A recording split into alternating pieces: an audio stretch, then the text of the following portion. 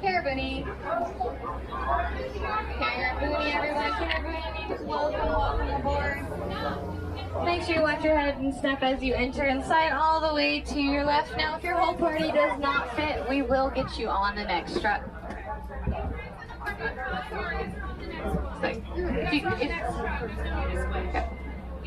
Now I need to squeeze on in. We'll get your whole party on the next truck. Alright, my friends on the right, watch those hands, arms, feet, and legs. They're sliding shut. What? Hello, everyone, and welcome to Kilimanjaro Safari. And for you to keep your weight time to a minimum. Alright, thank you. As we like to say here, in Harambe Twinde, which means, let's go. Well, Jumbo, everyone, my name is Caitlin, and I will be your safari guide this afternoon. Now, as we make our way across the reserve, we just ask that you please remain seated, keeping those hands, arms, feet, and legs inside the truck at all times. Now, if you do plan on taking pictures here today, just make sure you hold on tight to those cameras, as we cannot stop and go back for any dropped items. Now, also just remember that we are going to be entering into these animals' homes, so we do ask that you please keep your voices to a minimum. Please do not yell out, shout, scream, whistle, or call out to the animals. We're just going to be observing today. So we're beginning our adventure here in the Little Ituri Forest. Now, these animals do have a natural camouflage. Just make sure you keep your eyes out. Looks like we already have a few animals right in the beginning here. So coming up on the left-hand side, you're going to see these dark brown animals. These are bongos. Now, with the bongos, if you actually look closely at their horns, you'll notice that they are leaned backwards. This actually helps them to maneuver very quietly throughout, as they are known as the ghosts of the forest for their stealth-like abilities. They are also the largest of the forest antelopes. Those horns can grow anywhere between 32 and 36 inches long. Now, if you look to the back right-hand side as we come down this little turn here, there is an okapi in between the bush and the bamboo trees up on the far right here. Now, if you can notice or can tell with the okapis, they actually have striped legs just like a zebra, but they are actually closely related to the giraffe, as they both have really long prehensile tongues that they use to rip off the leaves and branches from the trees. Now, coming down this hill here, trying to see if we can get a view of this one coming down, this light brown animal. I think they stopped. These are greater kudus. Now, the greater kudus, the females actually do not have any horns, and the male's horns can grow up to about 6 feet long.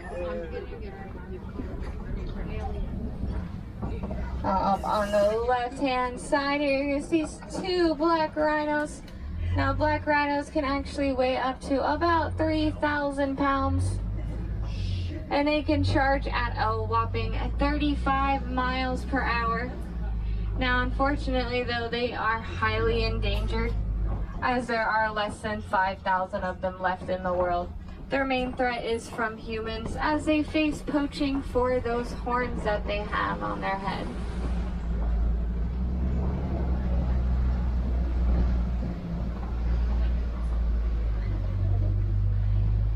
And now, coming up on the left-hand side, you see these 2 very colorful birds. These are saddle-billed storks. These birds can actually reach up to about 5 feet tall, and they can have a wingspan up to about 9 feet long. Now, they actually do not have any vocal cords. They communicate to one another by rattling their bills instead.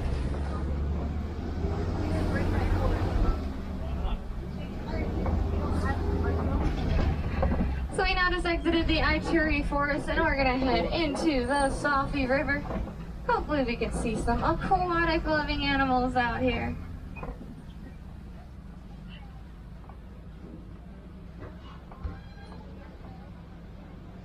Now, hippos and Nile crocodiles have been known to frequent this area, so make sure you keep your eyes peeled, especially on top of the water, as hippos tend to spend most of their days submerged underwater, as this helps keep their skin protected from the sun. Also helps keep them from overheating as well. Looks like there are a couple hippos right up on the left-hand side, right behind the island here. Now, hippos, they can actually hold their breath for up to about 5 minutes at a time, which definitely comes in handy for an animal that spends most of its time in the water. Now, these birds you see on the island here, these are pink-backed pelicans. They are actually one of the smallest of the pelican species. Their wingspan can be anywhere between 7 and 9 feet long. They also are one of the only pelicans to actually do their nesting in trees instead. Another view of these hippos here off to the left. Now, a lot of people like to think that hippos swim. They actually do not swim though. Instead, they prefer to crawl along the bottom of the water.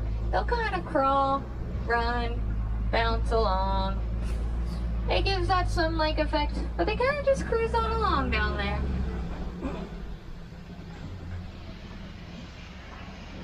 And now coming up on the left-hand side, you'll see some Nile crocodiles. Now, Nile crocodiles are the largest of the crocodilian species in Africa, as they can reach up to about 16 feet long. Now, these crocodiles, they do have incredibly powerful jaws, but they do know when and where to use them.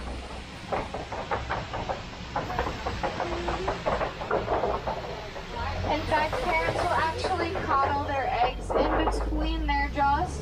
They'll kind of roll them all around in order to help their babies hatch.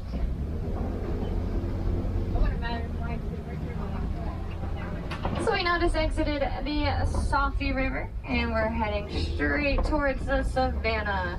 Hopefully we'll continue having some good luck out here.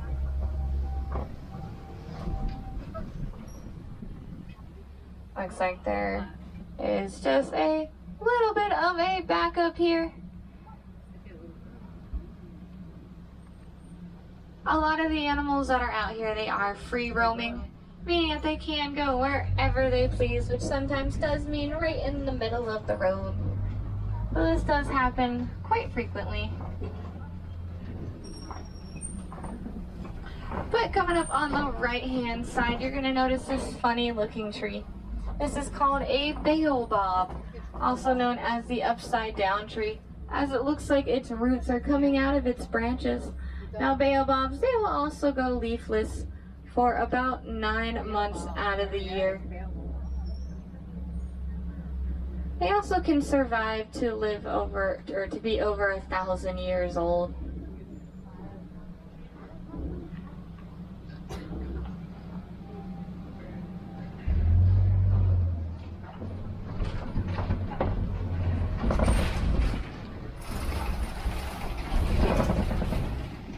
So what we're entering now, this is called the Savannah Overlook.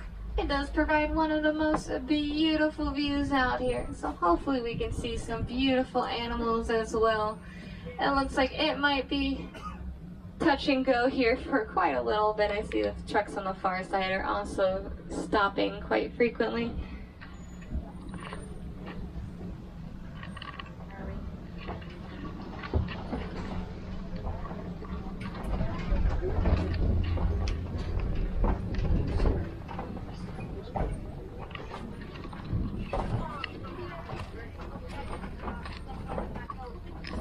Looks like up on the far right hand side, on the other side there are quite a few Maasai giraffes. Actually, some good are going to be coming up in the middle here as well. Now, giraffes, they are the tallest animal in the world. They can reach anywhere between 18 and 20 feet tall.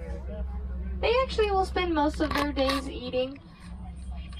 Around 16 to 20 hours is spent eating and foraging for food, while only about 30 minutes is actually spent sleeping.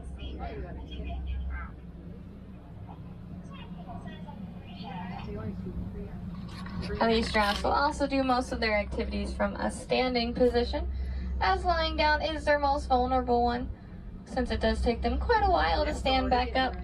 But if you ever do see a giraffe lying down, that just means that they feel incredibly safe in their environment. They know nothing out here is going to get them.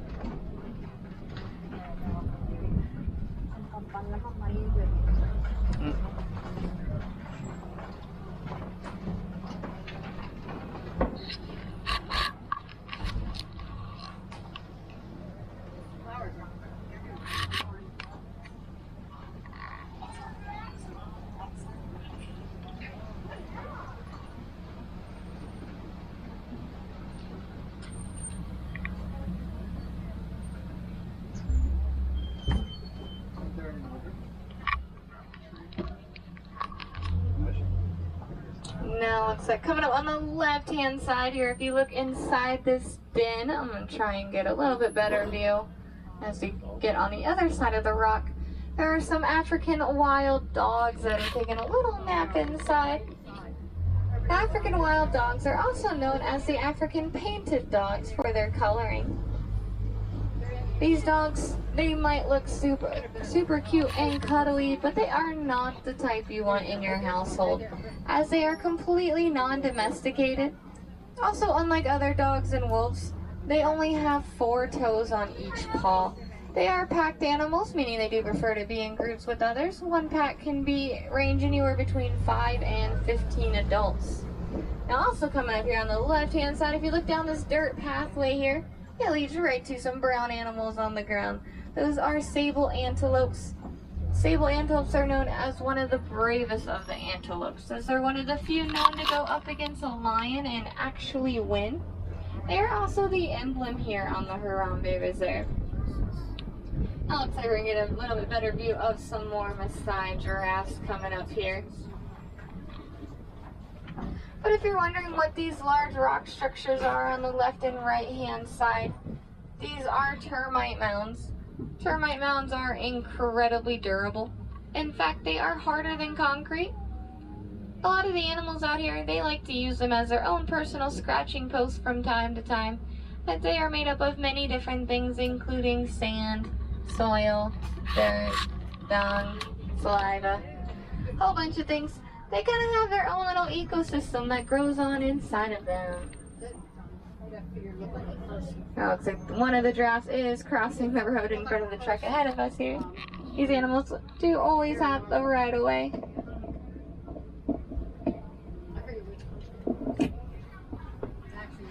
Well, like I mentioned earlier with these giraffes, that they do most of their activities from a standstill. One of these activities, though, is in fact giving birth.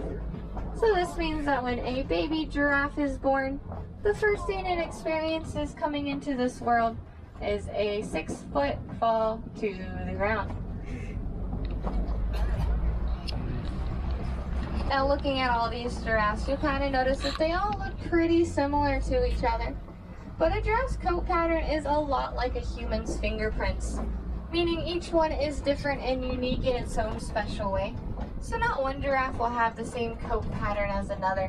It's actually very true for a lot of the animals out here on the savannah, including those wild dogs we saw, as well as zebras. There's actually going to be some zebras coming up. But off on the right-hand side, you'll see these adorable little brown and white animals. These are springboks. Springboks get their name from the fact that they can leap straight up into the air about 6 feet while at a standstill. And they can leap straight across at around 13 feet while in movement. When they run, they just kind of leap across. They'll run, leap, run, leap. It's called pronging. It's actually really cute when they do it. But also coming up on the right, these gray animals that are kind of scattered all around. These are wildebeest, and right in the middle of these wildebeest, you'll see those Hartman's Mountain zebras. Now the zebras here, these zebras actually have what's called a dewlap located in the middle of their necks. Sometimes if you're close enough, you'll be able to see it. It looks like an excess piece of skin that hangs there. That actually helps them to regulate their body temperatures throughout the year. Helps keep them nice and cool, especially during the hot summer days. Now if you look in between that palm tree island, you might see these giant horns that are kind of peeking through there. Those belong to the Ankole cattle. Let's see if we can get another view up ahead here. Now the giant horns that they have, those also serve as a cooling purpose for them. Take a picture of that. They actually have blood vessels that run all through them in a honeycomb-like fashion, which in return helps them to regulate their body temperatures throughout the year. Just like the zebras have their dewlap, the Ankoles have their horns. Now going to the wildebeest there. Wildebeest are known to travel in one of the largest herd groups, especially during migration season. They've been known to link up with other herds of wildebeest to form a group, anywhere between 1 and 1.5 million. Wildebeest are also sometimes called gnus, as they make a funny grunting noise that sounds just like the word gnu. Now looks like coming up on the right-hand side here, there is going to be an African elephant. Now with these elephants, you'll be able to see that they are incredibly massive. They can range anywhere between 13,000 and 15,000 pounds. Even when a baby is born, a baby can already weigh up to about 300 pounds. I'll continue talking about them in just a minute, because up on the left-hand side here, it looks like there are quite a few mandrills that are roaming about. Now, mandrills are the largest and most colorful of the monkey family. The males, they can reach up to about 100 pounds, whereas the females, they can reach up to about 30 pounds. Now going back to the African elephant that's over there, if you noticed as we passed by, it looked like it had dirt scattered all along its back. Elephants will sling that dirt using their trunks in order to help keep their skin protected from the sun. They use it as a natural sunblock, as they have incredibly sensitive skin. Now those trunks that they have, we do not know the exact number of muscles in an elephant's trunk. But what we do know is that they have more muscles in that trunk alone than we have in our entire bodies. But it looks like that elephant might be the only one that was over on that side. So we can actually assume that that was a male. As males typically live in solitude, meaning they prefer living by themselves, being on their own. Whereas the females, they'll typically live in a group with other females known as a herd. So we're going to dive a little bit deeper into elephant country here, and maybe we can see one of those herds up ahead. Now looks like up on the right-hand side here, those markings in the red clay, those are made from elephant tusk. So maybe that means we're getting closer to some more elephant activity. And they will chip away at that red clay in order to use it as a mineral to help benefit themselves.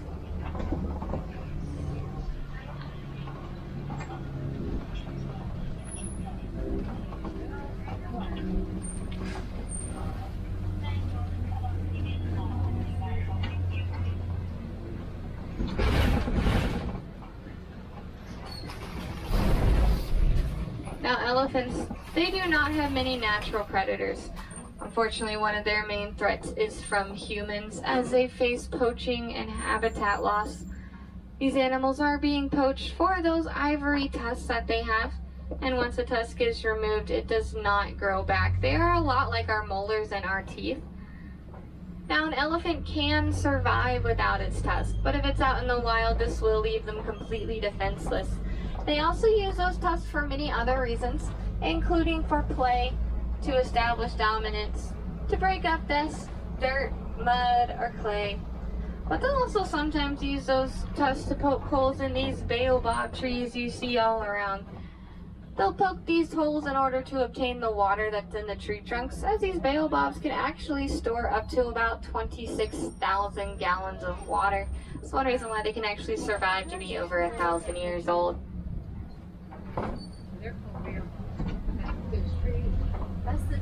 And it looks like I see some more elephants right up ahead. Here they are on the far side. We might be able to see them a little bit as we come around this corner here. Looks like also coming up on the left-hand side, these pink birds that are on the island here, these are greater flamingos. Now, greater flamingos are the lightest and largest of the flamingo family. They get their color pink from their primary diet of choice, which is brine shrimp. In fact, when a baby hatches, a baby will hatch all gray and will slowly start developing that pink coloring at around 18 months or so, once they're able to consume more of that shrimp on their own.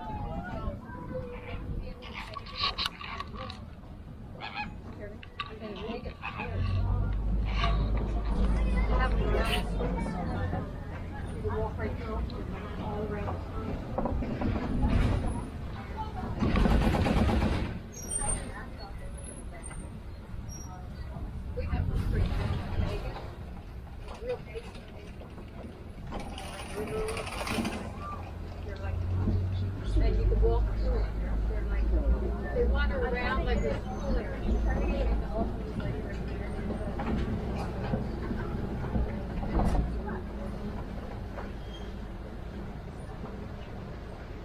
Looks like this side is just a little bit quiet. Maybe something scared off all the grazers.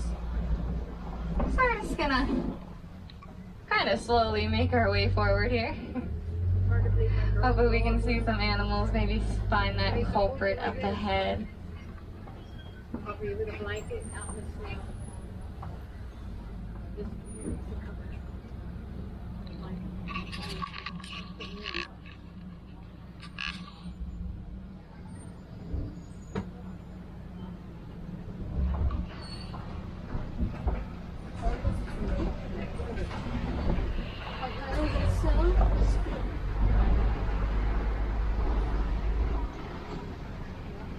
Stay with you a long time. Coming up on the left-hand side here, cheetahs have been known to frequent this area. So just make sure you keep your eyes out. They do blend in especially well with their surroundings, with their black and white spots. Straight ahead. 12 o'clock. But I think I see one coming up here. In just a moment, looks like there are two actually. You can see, half of them kind of. So they're right kind of in the left-hand middle-ish side here. One's right behind that far back tree and one's in front of this first tree there. Now cheetahs, they are the fastest land mammal. They can go 0 to 60 miles per hour in just about 3 seconds flat. Now these cheetahs are also very interesting in the fact that they actually prefer to do their hunting during the day, whereas most big cats, they prefer to hunt at night. So it does give them that little bit of advantage of not having to compete for their food as much. Now this giant rock structure that we're going to be swinging around here off on the left-hand side, this is called a kopie. Kopies are fan favorites for lions as it gives them a great advantage point of view over their territory. Now lions are generally nocturnal. They're only active about 4 hours out of the day, but maybe if we're lucky we'll see some lions out and about.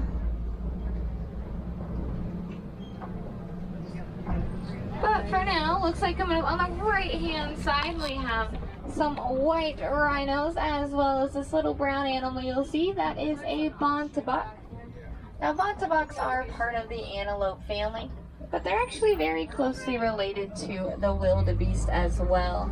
I'll talk about the white rhinos as we come around. Try and get a better view. So it looks like the lions are out having their little afternoon nap somewhere where it's a little bit cooler. They generally will start to make their appearance later in the day once the temperatures start to drop some.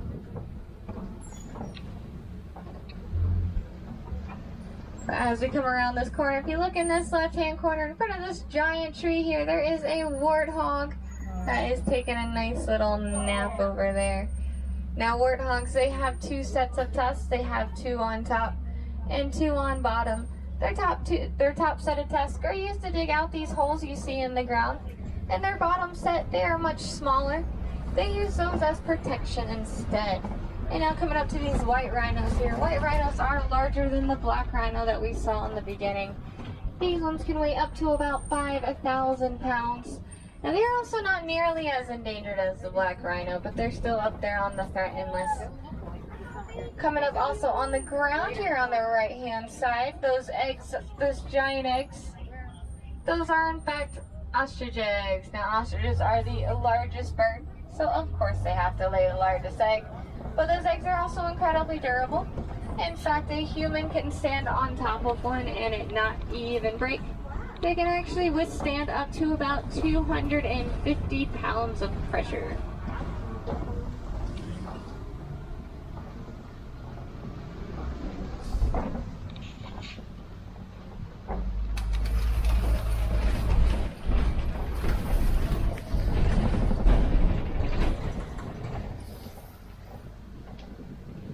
Before we head on back to the village, we're just going to swing on by the wardens and check on their Nigerian dwarf goats.